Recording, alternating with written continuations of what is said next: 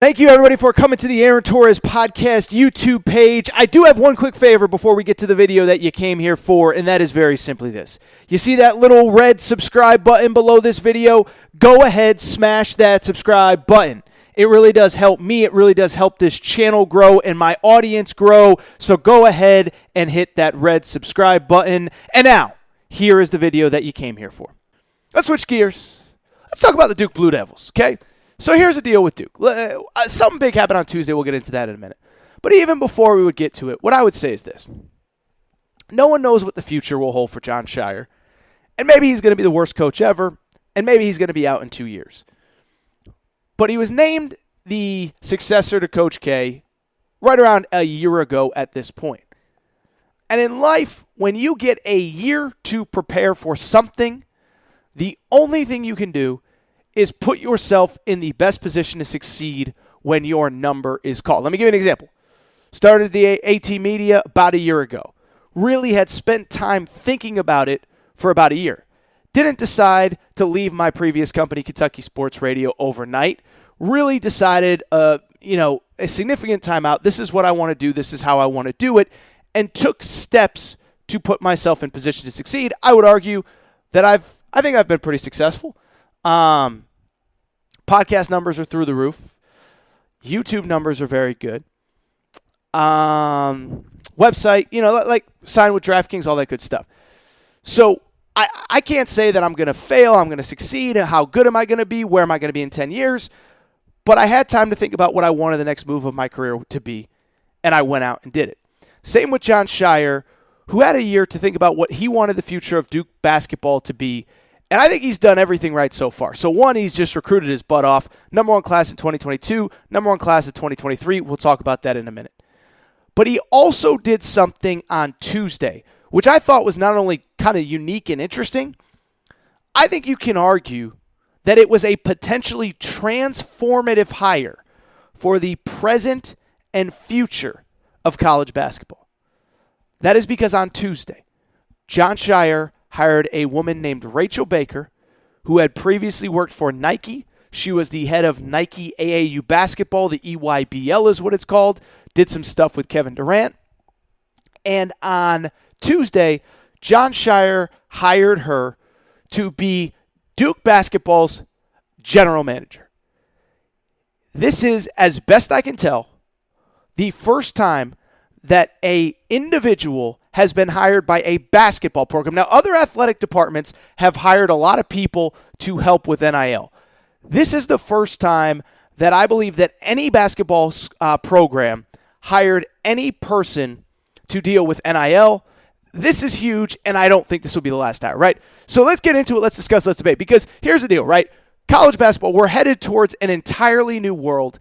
And I'll be honest, over the last 2-3 months, as I've talked to people in this business, in my business, in the business that you guys and girls love, college sports, there is a belief that if these collectives continue to just raise money, and the collectives are really the ones that are picking the players, essentially, for lack of a better term, that at some point we could get to a future where college sports just basically has a professional model. I'm not saying we ever get there, but there's a lot of thought that that's where it could be.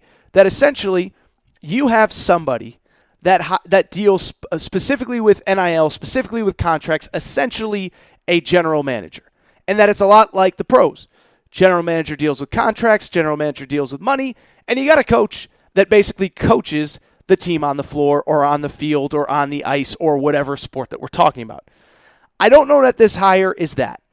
I don't know that this is exactly what this hire means, but it is very clear that, as I just said a minute ago, in the new world of college sports, Jon Scheyer believes that he needs somebody on his staff to basically be the money person. I don't know how Duke's NIL works.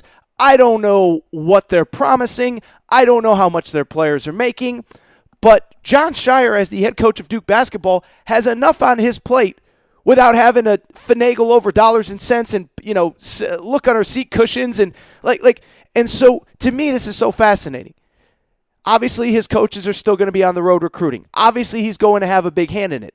But it's clear that when it comes to NIL and it comes to the opportunities off the court and the financial part of being a Duke basketball player, there is now somebody else that can answer those questions so that Jon Scheyer doesn't have to.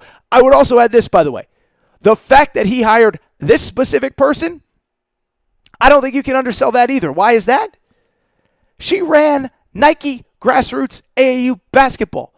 Do you understand what that means? Do you understand how big this is? We've been talking for months about number one high school player in America, DJ Wagner.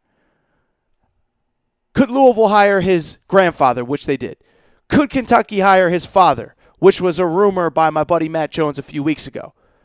So we're talking about one recruit, one parent, one grandparent, whatever.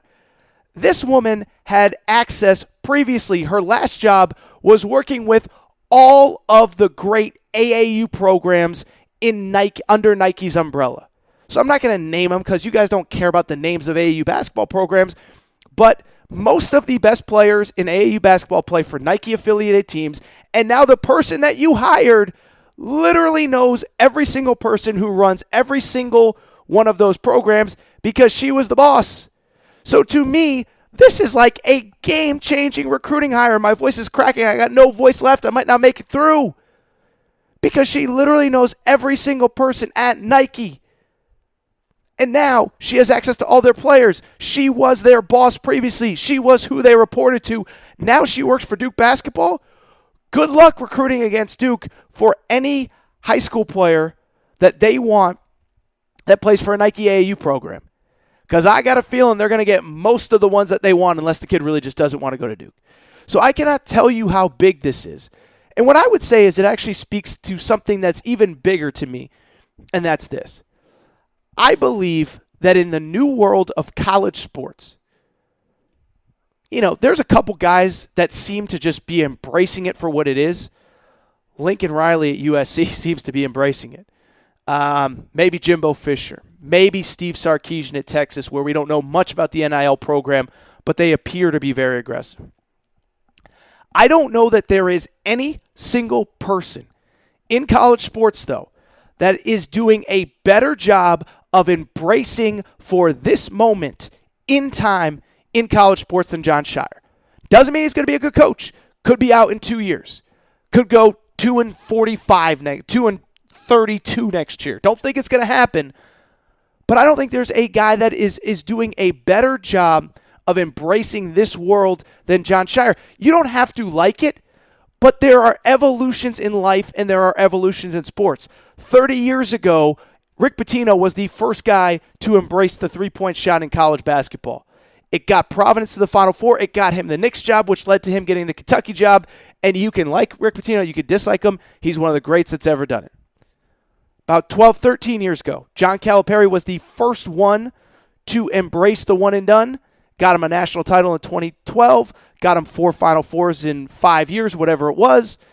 And I believe that Jon Scheyer is embracing for this particular moment in time. The one-time transfer in the NIL better than anybody. Let me explain why. First of all, the man is recruiting as though he expects to lose every single player on his roster every single year. And I hate to say it, but I think every coach kind of has to have that mindset, right?